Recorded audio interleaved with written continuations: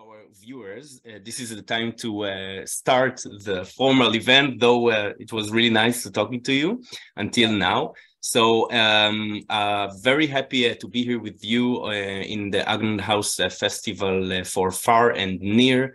And we are here with the distinguished writer Vivian Gornick. אני רק אגיד בשפה העברית, מי שמעוניין לקבל תרגום סימולטני לעברית, מוזמן ללחוץ על הגלובוס שנמצא בתחתית העמוד, וללחוץ על השפה העברית, וכך תקבלו תרגום סימולטני. Vivian Gornick is here with us, and I'm very happy that you are here. We will talk with her about her book, Fierce Attachment, which translated into Hebrew with the translator Reut Ben Yaakov, Hikashruyot Azot. I really recommend to read this book. I will mention more books by Vivian Gornick. Her last book, Taking a Long Look, Essays on Culture, Literature, and Feminism in Our Time, and also her biography about Emma Goldman, Revolution as a Way of Life. I will mention also and congratulate Vivian Gornick for her award, the Hadada Award she is receiving in 2023. The moderator of this event is the Danish and the Hebrew editor, Kathrine Tschemerinsky, the cultural editor of the Danish weekly Weekendavisen. So I'm very thrilled about this event, and I'm giving you Kathrine, and I will bless us to a wonderful talk. Okay. Thank you. So Vivian, just to start off, I mean, I wanted to say that you actually wrote the best introduction to a book that I ever read in my entire life. And the introduction I'm talking about is the introduction to this 2020 edition of The Romance of American Communism, which is a book you wrote originally in 1977. And the reason there's a point why I'm mentioning this introduction now, because what you do in this introduction is that you can say you scold your own romantic impulses back when you wrote the book. You also describe, you can say, the context of this late 70s, what made you write this book about American communists in the 30s and 40s. And finally, you, in a very moving way, I think, managed to describe, you know, what it was about these people that you grew up with in the Bronx, American communists in the 30s and 40s, what it was about them that was so intriguing to you. And the reason I'm mentioning this now is because we're going to talk about Fierce Attachments today, which was published 35 years ago. And I thought that we would try to make a similar exercise of, you could say, reviewing this book, if that's okay with you. Sure. What would you? Okay, you would like me now to? Yes, if you can start, maybe. Attachments, as if I was reassessing it. Yes. How do you feel about the book today? Oh, actually, surprisingly good. I recently, this past year, actually, I read the book out loud for audiobooks. And I started to read it, and I read about 50 pages, and I thought, gee, this is really good. I can't believe I wrote it. And I thought, I don't think I could write it today. I don't think I have the emotional energy to write what I wrote then. So I was then as I went on, I began criticizing it myself, you know, too many adjectives, too much this, too much that. But in general, I think it's the most successful thing I ever wrote, in that I felt then and I feel now. It was a piece of experience that was completely under my control. What do you mean by that? Well, when I realized that as I said, I couldn't leave my mother because I had become my mother, right? When I saw that was my emotional wisdom. When I saw that, I realized I was going to write a book around that piece of insight, and that everything I wrote was going to funnel back to that insight was to dramatize it, to give it shape, to give it a dramatic life. That took a long time to isolate, to understand that that's what I was doing, that is really what the book was about, which is, you know, a realization that most people come to, how difficult it is to separate from the past, from the way in which you were formed in early life, and that is what the whole book was about. Once I realized that, I saw that I could be, if I took long enough and was careful enough, I could be in complete control of that insight and make and give it, as I said, shape. Give it shape and depth. And I think of all the things I've ever written, I had the most control there in that book. And So, was there something in particular that sparked, you know, when you began writing the book, was there any incident or what made you sit down and write that book at that time? That's hard to exactly to explain. When I was young, every writer wanted to write the great American novel, right? Everyone was going to be a novelist. And much of what Fierce Attachments is about, I tried to write as fiction. You know, I tried to write stories, and I tried to write a novel out of it, and I couldn't do it. I didn't have that kind of talent. I couldn't make it come to life on the page as a piece of fiction. Then flash forward many years, and I'm into my late 30s, 40s actually, and the women's movement is very strong. I was taking a walk one day with a friend, and I suddenly found myself telling these stories that I used to tell all the time about this piece of past, my mother and Nettie, and growing up with those women. And this friend of mine suddenly said to me, "That's a memoir." The word never came into my head before, but the minute she said it, I realized that was right. That felt right. And from there on in, I began to struggle with this material and to try to isolate exactly, you know, when we think about our experiences, we think in a very broad, unformed way. For a writer to finally understand exactly what the experience is that we're struggling to isolate, that takes a lot of time and a lot of thinking. And that's what I began to struggle with, to isolate. At first, I thought the story was just about me and Mama and Nettie. Then I realized I had a lot of unfinished business with my mother, and I couldn't just tell the story in the past. And then I hit on the idea of the walks, you know, me and Mama walking the streets of New York. And finally, I realized there are two sets of women here, me and Mama in the past, and me and Mama walking the streets of New York. And finally, I realized these two sets of women have to account for themselves to each other. But why do you think that you'd never thought about writing a memoir? Oh, because nobody ever did. The word didn't exist. I mean, it was nothing anyone ever aspired to.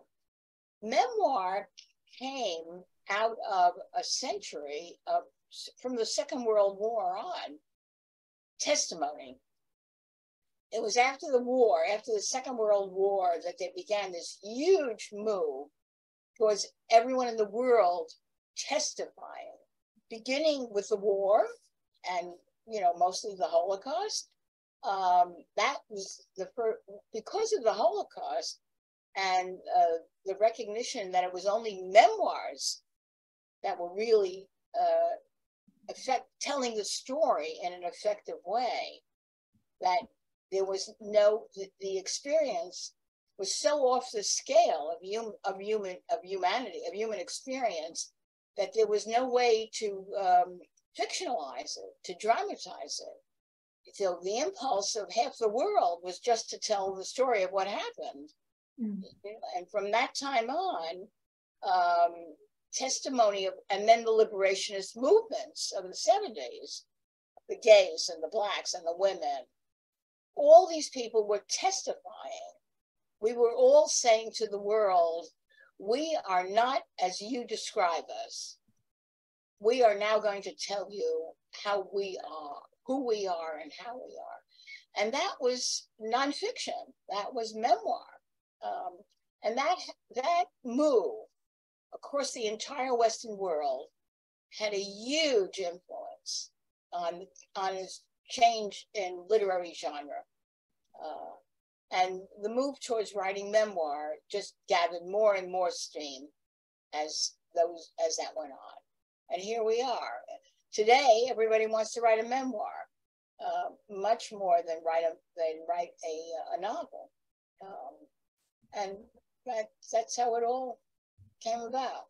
But that's how the circle goes, right? Because now you can say the personal I is actually also being criticized for not being liberating or not being political. You know, I read an article in New York Review of Books just a month ago criticizing the personal essay and saying that it expresses the lie of the individual, you know, the individual, that, you know, there's always something outside us and that the I sort of covers for that. Right. Yeah, well, that criticism has been there also from the beginning. The writer of memoir and of the personal essay has been accused of being solipsistic, involved with the self and not with the world. But when the writing is good, that's not true. And do you think that because there is always this negotiation for a writer where you struggle to figure out if you write the way you write because you can't write any other way, or because of the time you're in, and what was it for you more, you think? Oh, well, I think for me it was for many for writers it's a combination of both. It's a response to the time you're in, and it's at the same time you're contributing to the time that you're in. If you are at one with that time, what you say and write makes that time even more so what it is. It really all depends on talent and sensibility, like everything else in the world. There are thousands and thousands of lousy memoirs. They do nothing. They're certainly not making literature. In the end, what will last is what is penetrating, what is deep enough, accurate enough. And that's always been that way. There are thousands of lousy novels written every minute on the minute, and always have been.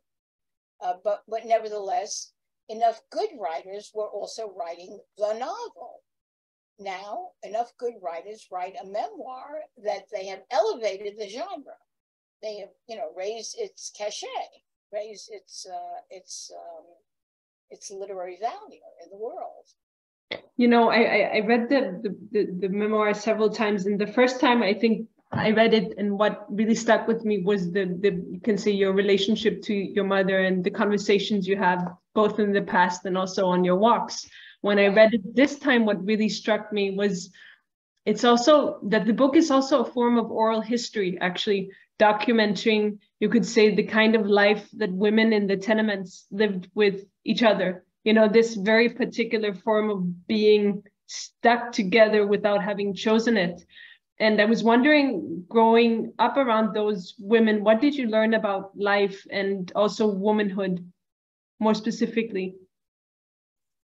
What I mostly learned about was lousy marriages. What I mostly learned about was the startling unhappiness of most of the women in that tenement. And, as a child, you absorb it without judgment. You don't know what you feel it. but you don't know really, you don't understand, but you certainly feel it. And I'm sure I did. I remember reading Philip Roth's Portnoy's Complaint in the 60s as a young woman, and thinking to myself, speaking silently to him and saying, you don't know those women. I know those women. You don't know who they are. You know, I mean, and I thought then, someday I'm going to put them on paper, on the page. And that was my strongest feeling. At the same time, not one of them rejected marriage or the idea that a man was the most important thing in a woman's life. That the most important thing was to get a husband, even though they were all miserable. They still were teaching me the most important thing was, and if you didn't get a husband, you were incapable. And if you got one and you lost him to death or something, you were stupid. And those were mostly the lessons. I wasn't learning anything good, but I was learning important things. I was learning. They were teaching me to be a woman as they understood the life of a woman. And by the way, when I was in Israel in the 70s, I felt that in spades. Can you, how did you feel it there? Oh, the family was the most important thing in the world. The tribalism of that family. And every woman was, her life, well, everybody's life was determined by making a family, by getting married and having children, no matter who they were or what they hoped for.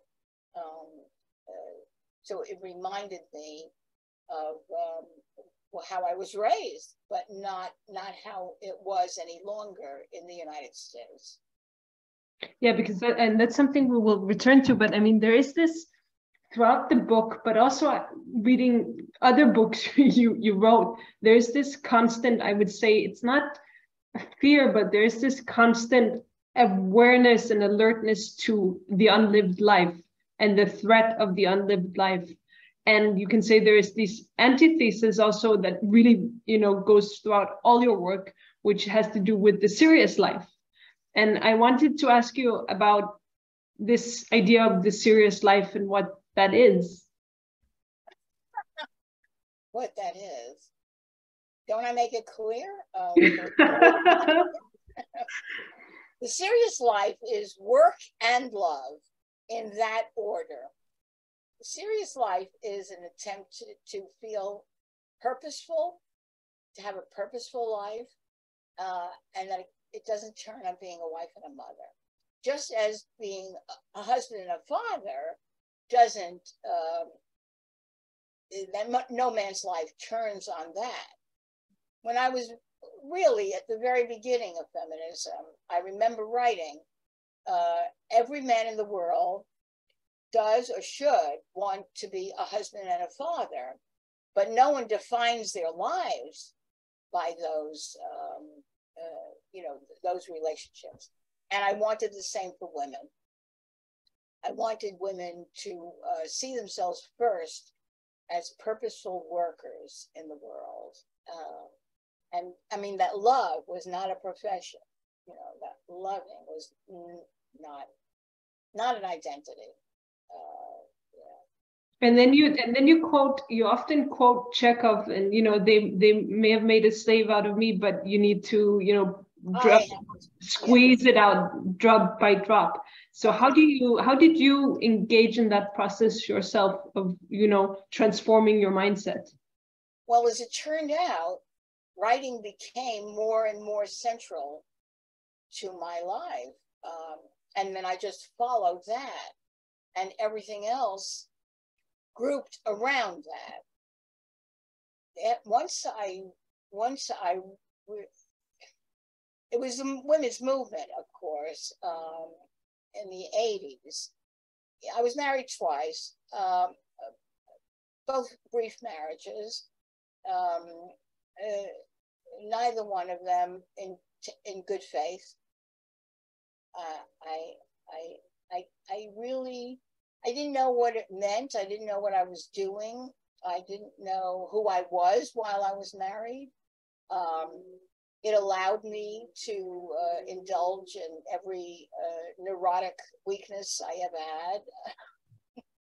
My husbands were not oppressors. Each of them was a good man. They both wanted more for me than I wanted for myself. So what was the problem? What was the problem? Then, if they were, you know, like encouraging you and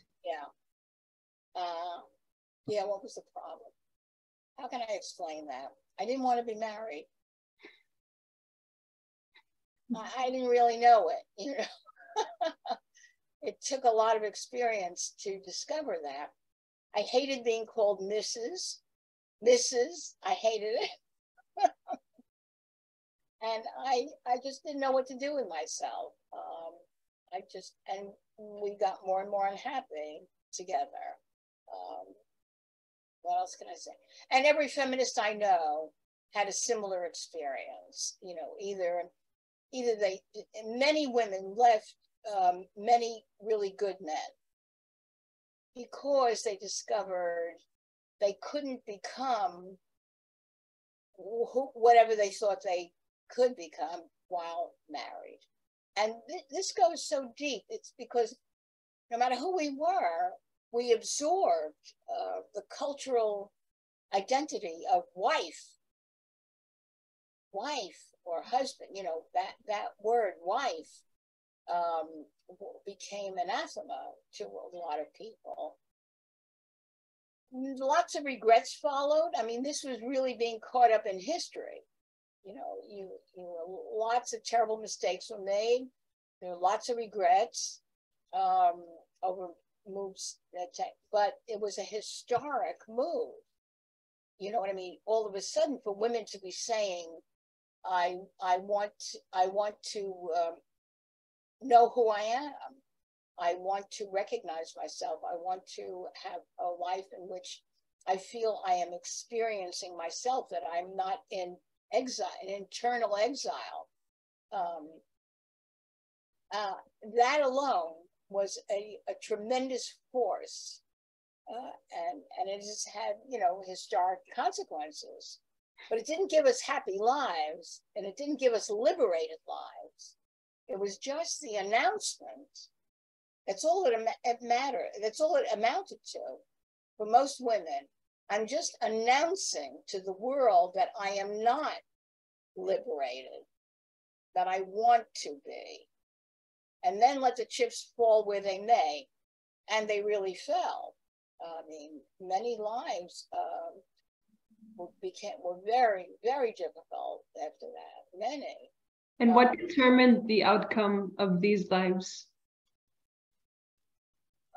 An inner need that was stronger than the need to remain as they were, you know, whatever the outcome is. I mean, every woman who acted on that impulse has had a richer experience of herself and of life and of the world and of history and of everything. If it wasn't for that generation, mine, you would never have had Me Too. You would never have had the education that these generations have given us of how long it takes to make social change, how long it takes. It is taking for men and women to stop using each other instrumentally.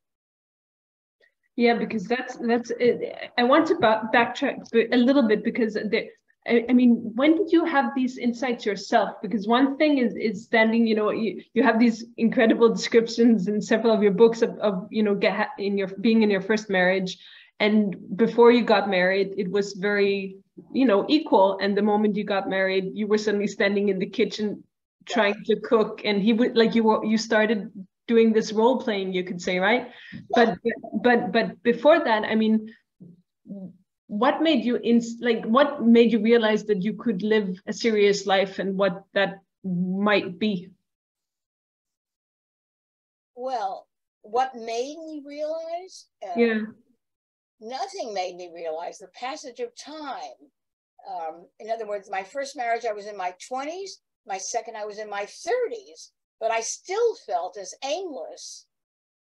I mean, in other words, I wanted to make something of my life. I never thought of marriage as an identity. Never. And I never thought really of myself as a mother. I just couldn't see it. I couldn't imagine it. I couldn't. Yet at the same time, I did not have the strength, the inner strength, to give my all to writing or to any kind of profession, any kind of work. So that aimlessness inside me was a perfect foil for the women's movement. When the women's movement came along and said to all those of us who could hear it, you are the product of 1,000 years of acculturation. You are the product of what Simone de Beauvoir laid out in The Second Sex in the 1950s. And here we were 25 years later, still in the state of, oh my God, which of course was historic. And it happened like 6 times before, from the French Revolution on. Every 50 years, women suddenly rose up and said, we are being raised to simply be wives and mothers and not any other kind of human being in the world, to not have any power, to not have any independence, to not be begin and end with ourselves, to be children forever because you're dependent on the husband. All of that. It's been rediscovered like every 50 years since the French Revolution. So the real mystery is, why does it gather again when it does? I cannot answer that. But were you surprised when Me Too, happened? Because that, like, all these things were flaring up again. I was shocked. Really Can you? shocked. Why? I couldn't believe that sexual harassment in the workplace was still as virulent as it was. I really had thought, it was 50 years already that it was on the books. I mean, that it was illegal. It was illegal. And here it was a law that had never, ever been enforced in any way. And when these women all started to talk and describe what it was like in the workplace, starting with Harvey Weinstein, but then going everywhere, I was so shocked. I can't tell you. I thought, my God, I thought we made more progress than that. I still think we've made a revolution. I mean, I still think we changed the world, but Me Too made me realize how long it's taking for real change for women's rights to achieve its goals. What's different now? You said you made a revolution, but what's what's different from the time you came of age, for example, when you compare? You and I wouldn't be here together as we are. I wouldn't be who I am. You certainly wouldn't be there interviewing me. Never. It was all men. Thanks God for that changing. Thanks God, right. Yeah, no, but every week I call my grandmother, right? And we have this ritual where she always starts by saying, Kathrine, I'm so happy about all my grandchildren. I'm especially happy when I look at my granddaughters that they managed to get educations. But I must tell you, I'm also very, very jealous of you. Oh. Yeah. I love the fact that she admits it, and Yes. and it's a ritual by now. Yeah, my mother said the same thing before she died. Yeah, that she was jealous of my life. Wow, how did that make you feel? Good. I was gratified that she understood her own life better, because she had made such a romance out of my father, out of loving my father, and out of our marriage, that I had finally made her see that the most important thing in her life was having been a woman in the way that I was making her look at it, and that she saw that she envied the freedom that she thought I had, you know, that I made my own money, that I traveled, that I was accountable to no one but myself, all of that I had work that mattered, that was central to my life. All of that she understood, and she said what your grandmother has said. Yeah, I'm jealous of you. I wanted those things myself, but I didn't realize it. And she could only have gotten them if she gave up. There were women of my mother's age who did become professionals at what they did, and mostly they had marriages that dissolved either by death or by divorce. Which was very rare, but there were such women, and she always looked upon them with awe. She was amazed that they did that, and I was amazed, and she was amazed, and it was good. It was very good. I was happy that before she died, I made her see. I made her see the world as I did. But it seems when I read your books, but also contemporaries, you know, that your generation of women and feminists needed to choose not to be married, not to have kids in order to become who you are. And I think that one of the big tensions in my generation, when I also read contemporary fiction and nonfiction, and when I talk to my friends, is this dilemma, you know, can you live a serious life and also be a wife and a mother? You know, it's not solved, you know. No, that's the struggle. And you should struggle with that. No, to live without love, without domestic tranquility, without those attachments is really, it's half a life. It's not a full life. It's not what anybody ever wanted, I don't believe. And that is your struggle. That is the struggle that we set in play and in motion. And that Me Too further, you know, to make so much of the world think about all these issues all over again, as the way we forgot in the last 20 years to actively think about it. No, that is the struggle. And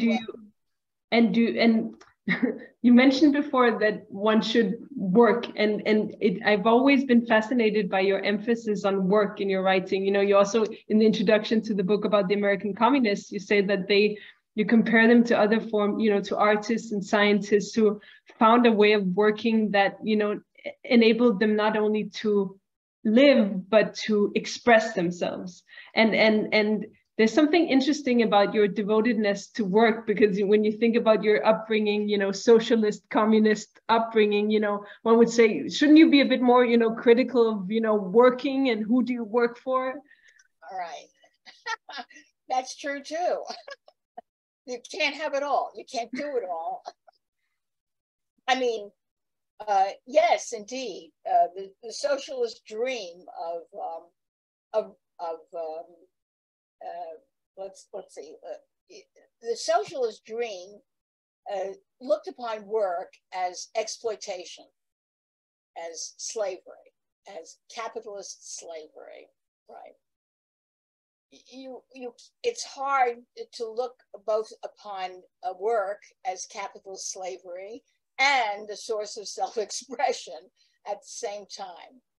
So since I climbed out of the working class socialist world into the middle class and saw how limited the satisfactions were there, I decided to look upon work as a source of expressiveness rather than exploitation.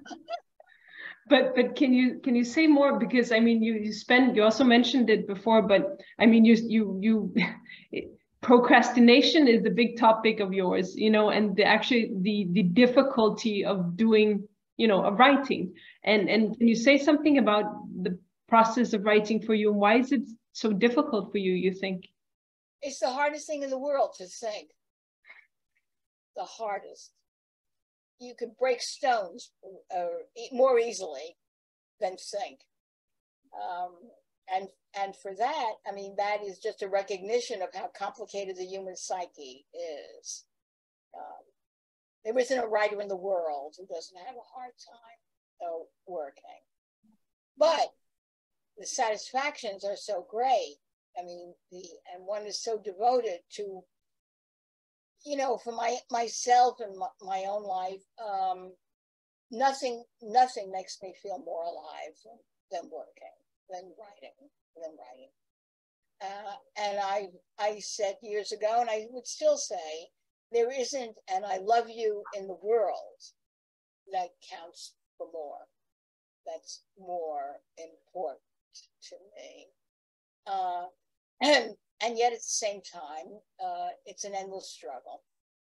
So that's just my particular kind of work. You know, there's thousands, millions of women doing work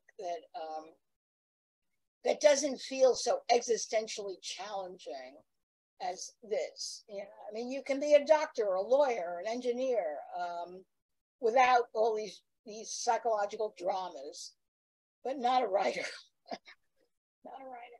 But how do you go about it? Because I mean, many of your books are based on you know, dialogues and memories of something that happened like a long time ago. Like, how do you remember that? Do you just remember that, or do you keep diaries, or yeah? That's an unanswerable question. How do you do this? Who can answer that? I mean, what can I tell you? You know, there's no prescription.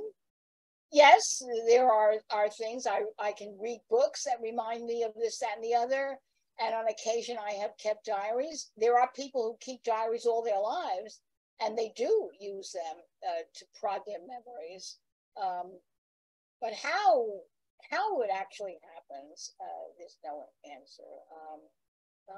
If something grips me emotionally, it starts the engine of remembering or association. You start associating more and more. And if you write a sentence that gives you an unexpected insight, then that prods you to have another insight. And yeah, I mean, there's no, how do you do your work? I have no idea. Sit down and start writing. Yeah. And then, but then another question, how do you, this learning about understanding when something works and why it works? I mean, how, yeah. It's a lifetime. It's a lifetime of practice to teach yourself to have good judgment about your own work. You know, nobody can teach anyone to write. These writing programs are illegitimate. They're not really legitimate. You can teach someone to read. You can teach someone to read their own work and get better and better at judging the sight, the sound, the feel of a sentence when it's right. That just takes practice. I mean, that just takes, you know, if you get better at it, it means because you kept doing it, you know, that's all. Colette once said, you have to write 1 million words to get a couple of thousand that are usable. Do you agree with this? Oh, yeah, absolutely.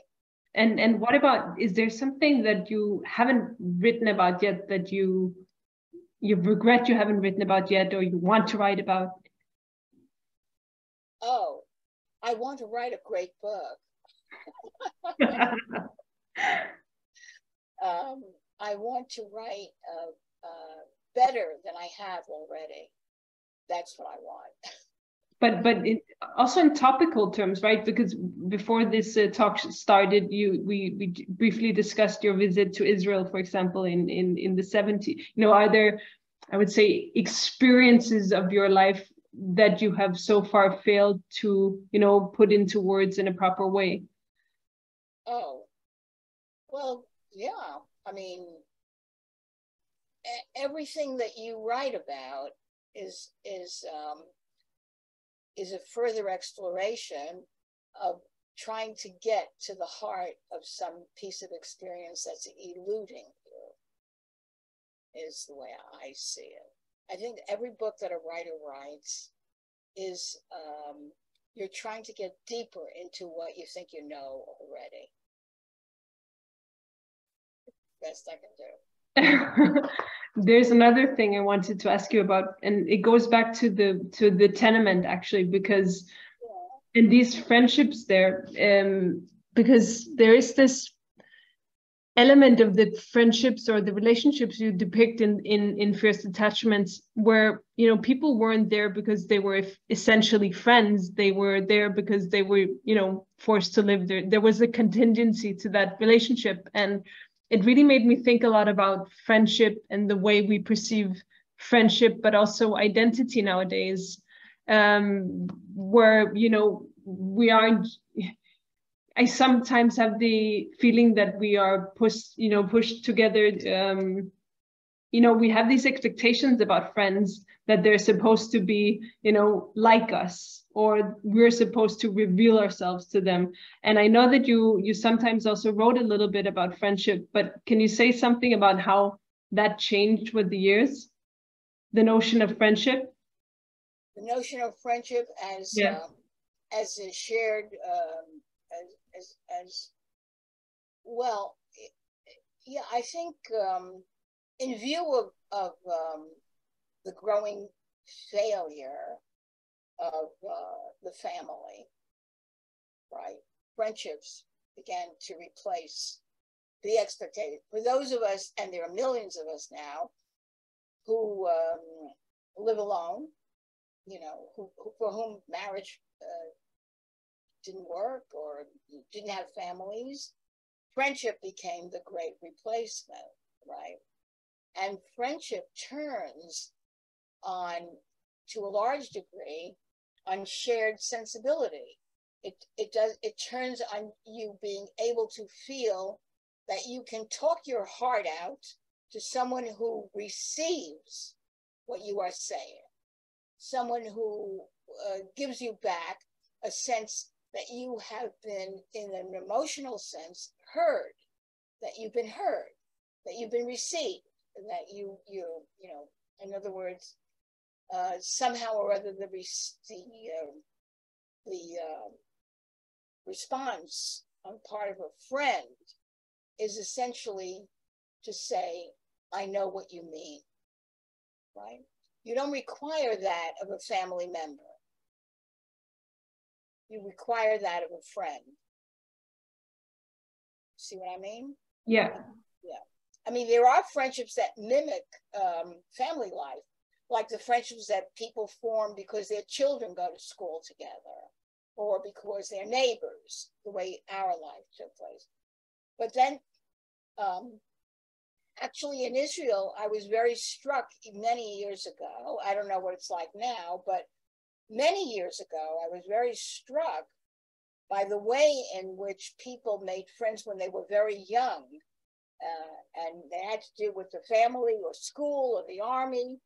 And they were not friendships that grew out of an individuating life, out of a life that was seeking experience out in the world in general, if you know what I mean. Mm-hmm. I was very struck by that most people I knew in Israel, the last time they made a real friend was when they were in the army or at school. And that shocked me. I mean, that shocked me.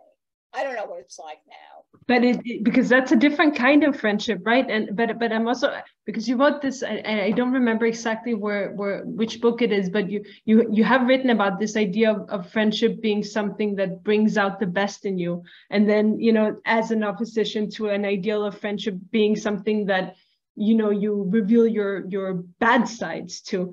And I thought that it you know, it's really interesting to think about those different, you know, versions of what friendship can be like. That's right. Once upon a time, you showed a friend your best self. 100 years ago.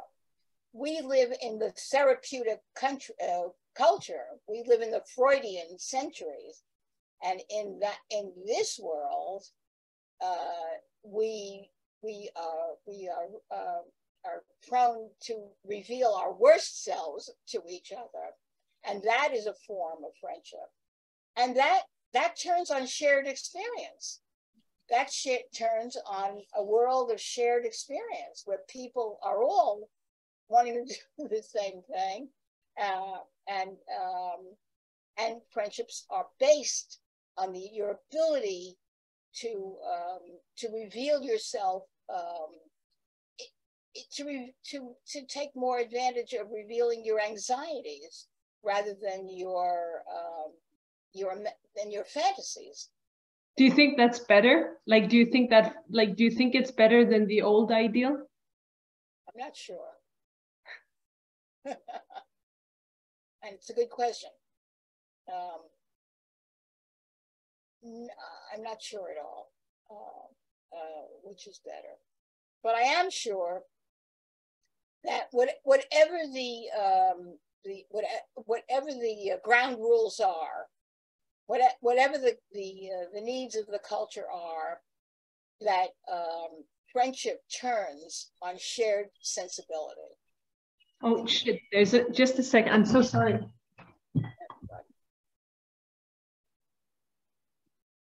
I'm sorry. There was an alarm clock singing "I Wish You a Merry Christmas," and it goes off every night at 7 o'clock. I'm so sorry. Oh, you can't stop it. Yeah, no, I'm sorry. It's okay. Sorry. Is it 7 o'clock now where you are? In Copenhagen. Yeah. Yeah, on Tuesday, right? It's yes. 10 days. But let's go back to the friendship thing, because I think the thing is, and why I keep circling around the tenement, and maybe I'm wildly romanticizing I have this picture of it by reading your book, right? But I do think you obviously described, you can say, the downsides of that way of living together, the poverty, the violence, all sorts of stuff. But I do think that something that you also described from that time and that way of living together was actually the ability of living together despite differences. And when you think about our time now and, the way American society is, sort of in a conflict with each other. You are romanticizing it. And I hope I didn't. You are, because we all live together, but it's like the kibbutz. It's just like everybody lived together.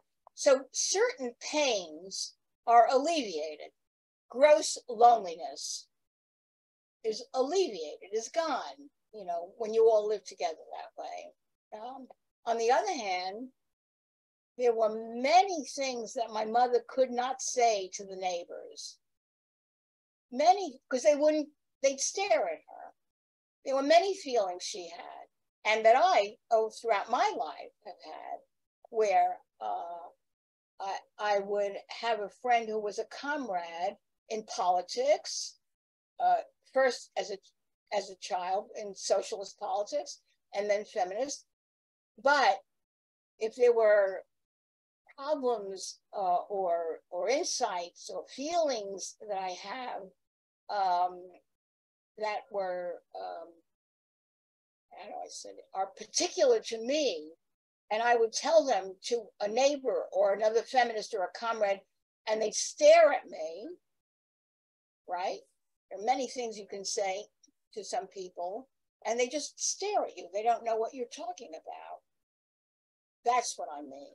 That was very common in the tenement.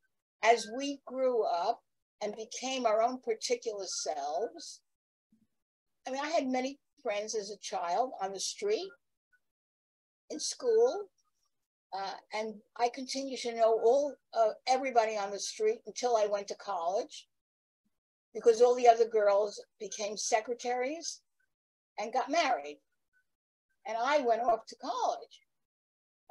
So after that, there were lots of people I couldn't talk to anymore because I had things on my mind that they couldn't share. So that's what we're talking about.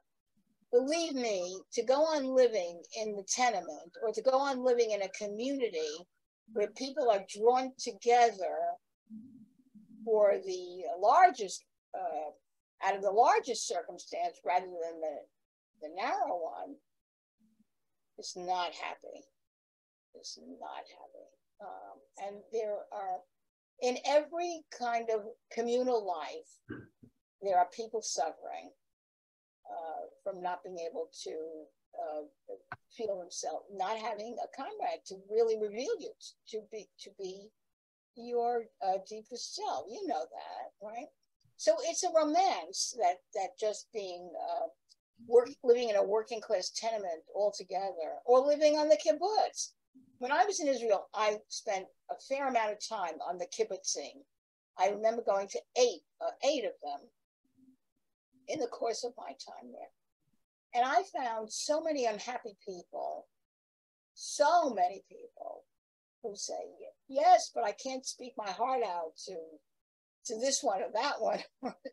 You know, I can work in the field with her, or in the kitchen, or in the kindergarten, but I can't really tell her who I am, right? You know that. Yeah.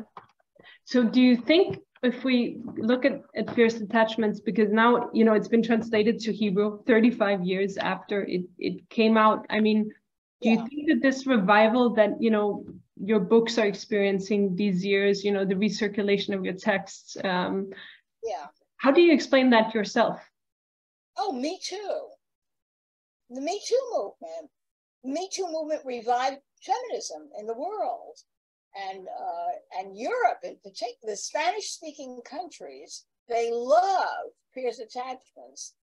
And they love it because thousands of women are suddenly, it's as if when I've been in Spain or in Mexico or in any Spanish-speaking country, women approach me by the thousand. And the things they say are things we said 40 years ago. And, you know, it all has to do with my husband. It's Me Too that reawakened feminism in a really big way. And it's out of that me and many other feminists are being read, American feminists especially, are being read today as if for the first time, as if we all said these things for the first time. And when you look at your own experiences with feminism the first time around, you know, in the 70s, what did, you know, if you read it not only as a liberation story, but also you could say a cautionary tale, you know, what should one not do in order, you know, what were the, you could say, hard lessons learned from that? From those years? Yeah. Oh, you mean politically speaking? Yeah. Actually? Oh. You know, I was never a real activist like many others. Mostly I just wrote, you know, in other words, there are many people who were great activists and very important, and they got a political education on things that they felt they did wrong or not. One of the things, but it was unavoidable, most of us were we spoke in a very patronizing way to women who wanted to remain mothers and wives. And I regret that very much. I regret that. In other words, the feminists began to be seen as snotty, superior acting people who were chastising women who were not feminists immediately. I remember doing that myself, and I feel bad about that. Today, women are much more tolerant of each other. At whatever stage anybody is at, people are much more tolerant.